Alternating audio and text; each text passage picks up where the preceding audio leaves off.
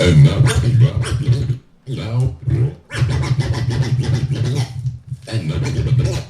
for our feature presentation. Am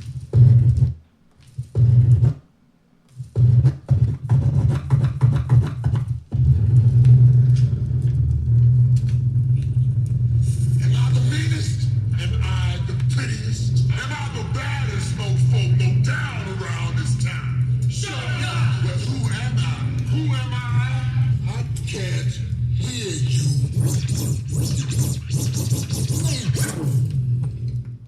Y'all ready for this? Y'all ready for this? Check this out. Mr. Kayfabe, Eddie Calhoun. Hey, yo, it's DJ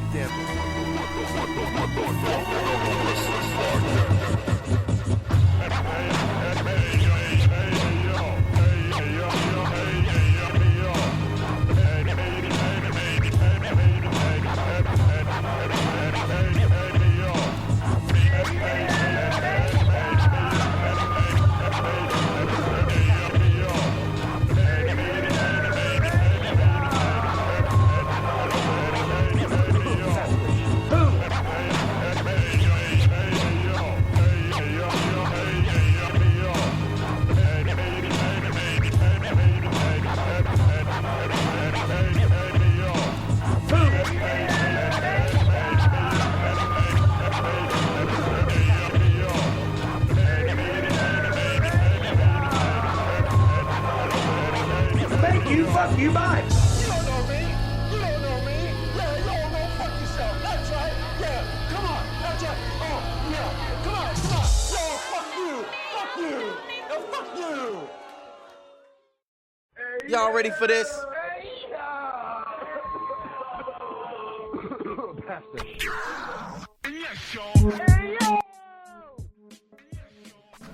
Hey, yo! What's happening, people? What the fuck is good, Hollywood? This is The Truth, Ruth, because I'm not asking no more. What is The Truth, Ruth? You should know by now. This is DJ Deno, a.k.a. DJ Kango Fett, and welcome to, what the fuck? Another fucking wrestling podcast! Along with, of course, the brother from another, ain't no other than our own Mr. Kayfabe, Eddie Calhoun. What's good? Mr. Kayfabe. What's happening, man? Man, just in the zone tonight. Definitely looking forward to reviewing this classic match that I picked. It's funny, too, because I had originally, when I was like, you know what, I want a Midnight Express and Rock and Roll Express match. Something from anywhere from, you know, the Mid-South days with the Condrey and Eaton incarnation to the Stan Lane and Eaton, you know, from 87 to technically 90, but teamed up here and there after that once in a great while. But, I was like, there was a specific match that I wanted, but I got the wrong one, and it was actually good because I love this one too, and I'll get into that a little bit later. But it is, right now, December 14th, 2020. Lots going on around the world, the U.S., and of course in my own personal life. And of course, that means, because at the Vallarta up the street, it was on sale. Yeah, I got myself, and pay me for this motherfucker's Kettle One vodka was on sale. A nice old bottle of top shelf Kettle One. $20 came with nice fancy glasses and everything. You know, the holiday pack. So, it's a big bottle, too. So, having a couple, sitting back, relax, sipping a little bit of that. Nothing too much. Definitely no more Chinese liquor. It's one thing I'm glad I ain't seen some of the homies from the old consulate, man. There was one homie hooking me up with his one bottle of the strong. Like, fucking stronger than strong. Like, God strong. It was fucking crazy. It's the one thing they joked around was the actual cure for COVID. It's like, I can't even pronounce it. I got the empty bottle just because it's cool. It's all mostly in Mandarin and stuff, Chinese. Let's see. It says, let me translate right now. You're going to die if you drink this. I'm surprised I survived. Now, this was, it's like over 150. You know, 151's pretty strong. It's over that. It's basically Chinese moonshine. And, that shit was twisted. That shit is, you put that in a bowl of punch, and that's definitely the juice right there. So, but yeah, no, I'm taking it chill. Just a little bit of Kettle One tonight. Of course, my pasta blazini and relaxing. I got, hey, by the way, people, get your goddamn COVID test, especially, it's the last few days of Hanukkah, then you got Christmas, Kwanzaa, Eid, everything. Definitely get your COVID test done. I got my third one coming up. My third one. This Wednesday, just because I'm going to be traveling soon, because I need to, only for a few days, but still, I'm getting it, and my bronchitis acting up too. So I'm just also paranoid. I'm like, it better be just my bronchitis, goddammit. So, but it's pretty cool though. I have been reading, and of course, someone who's actually a really big doctor in Long Beach, and he's made it public that he had been exposed to COVID. He tested positive for COVID over 10 days ago, and now today he'd had to do his other test. It's gone, and these new Insta tests he jokes around look like pregnancy tests.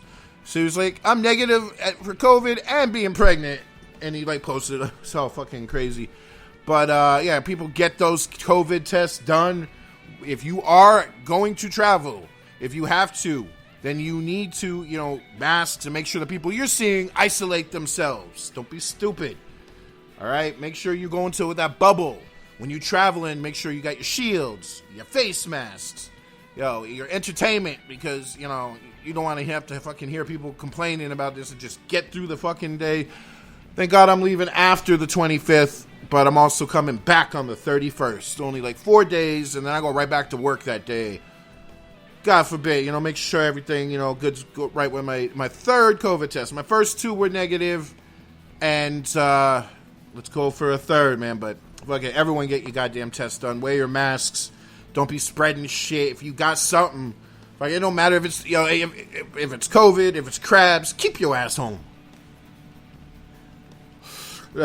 Take a hit on that. What you doing, man? None. Just fucking working around. They got me working at the city hall where I am, and I get to chase off a bunch of fucking hobos.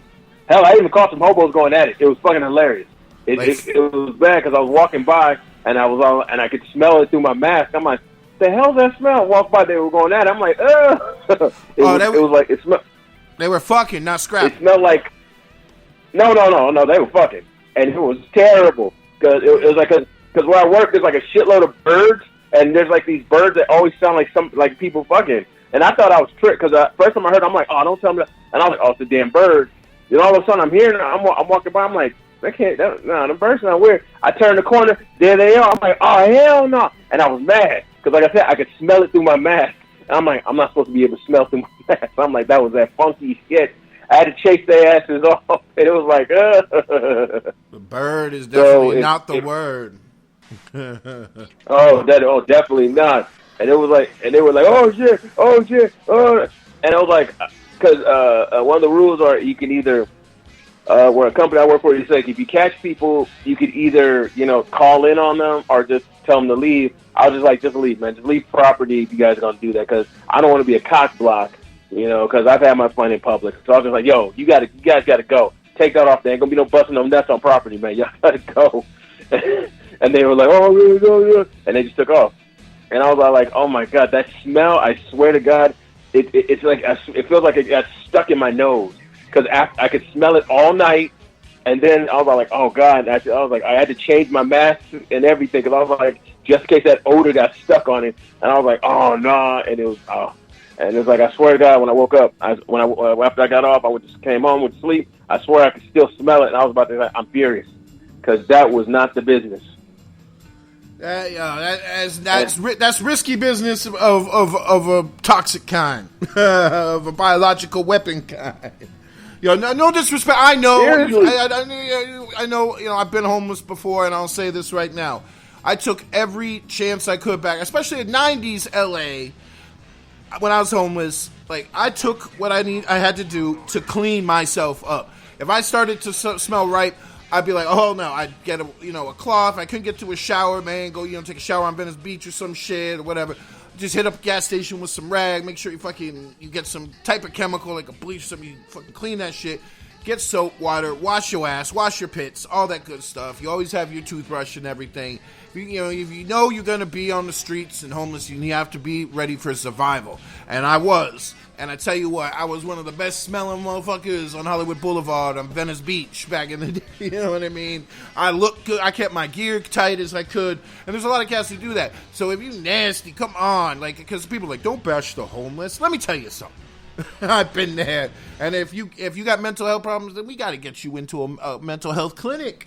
So you can not only, have a little something to, keep you safer than the streets would when you have mental illness or whatever. But also you can wash. And if you don't wash, they'll wash for you. Because seriously, don't be stinking up the place. When, if you're homeless, I know it's hard. Trust me. But you can wash. Wash that ass. All right? Wash that ass. One way or another. And especially so you don't have to deal with, give him Mr. Babe here, Mr. fucking smelling everything now, fucking nightmares for the rest of his lives. And the really fucked up thing, I was mad because even the homeless dudes are fucking out here. It's like, I gotta get out of Lancaster because I gotta get out of Lancaster Palmdale because I'm not liking this. And it was horrible. What made it bad was the dude looked at me. I came around the corner. I had my flashlight. I got my bright ass flashlight, so I turned the corner and flashed it. And the guy looked at me. And just kept going. He was just looking at me, and he did the "what's up?" And I was like, "Oh no, man, you gotta go, man. I ain't your homeboy." I ain't like, "Oh man, my bad." I was like, "No, man, you gotta get the fuck up out of here." It was the look of confidence on his face, and I was like, "Y'all stink, but you know what? I applaud you because you stink all to be damned, but you still getting some ass. So you know what? I can't hate on him. I know it's guy code. If you get some, we gotta applaud you." And it seemed consensual, so I was like, "All right, you know what? I gotta give you a thumbs up, dude." Still stank as all hell, but I gotta give you a thumbs up. Yeah. So it's just pretty nasty when again now, because everyone knows a lot of, not just myself, but a lot of us are audio visual, so we see and smell and feel everything that fucking Mr. Kayfabe is unfortunately laying down for his adventures at City Hall up in there in the fucking no man's land. Be safe, motherfucker, especially holiday season. By the way, people.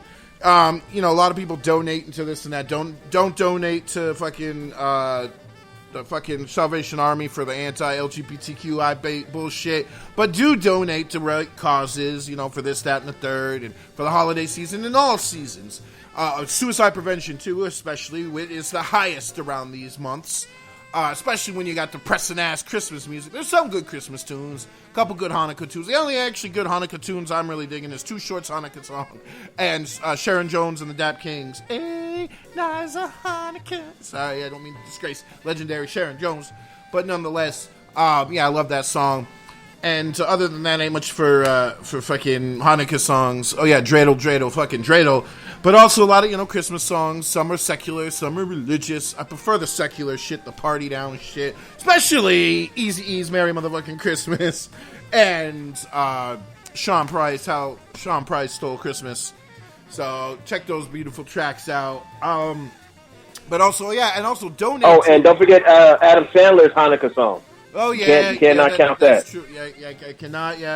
Let that one, be forgotten. Sorry, Adam. I know I'm a bad brother Jew, but I'm half pagan anyways. That's the thing too. Been doing my thing, lighting the Hanukkah or pressing the button because can't have fucking a real Hanukkah here because the cats will knock it down. Boom, burn the place up. Plus we do got a tree up in this motherfucker, so the tree we catch on fire. It's a real one too, And then fucking my kids, of course, my ex-wife don't celebrate, but they do, part of their heritage, and they're doing the electric, because those kids get in a fight during dreidel. Next thing you know, they're pushing and shoving, and the boom, candles go down, burn the place down. So they got a nice little electric one. We do the old blessing, Skype and whatnot, and then their mom does give them the frozen latkes. I got the fresh latkes, best latkes maker ever in my family. That's who I be. But nonetheless, and then that's just my mom's side, that we were kind of secular anyways, and it's not a religious holiday per se, despite some shit. It's more of a, hey, we kicked our oppressor's ass, and we just happen to have a bunch of fucking oil. Kind of funny, a Middle Eastern war about oil.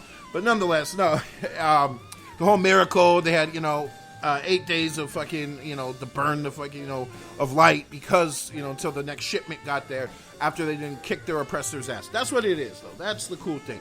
I don't really get down with the high holidays. Like, Yom Kippur is cool. Day of, atonement, all that shit. But, yeah, like, I don't know. I'm not too religious. I can get spiritual.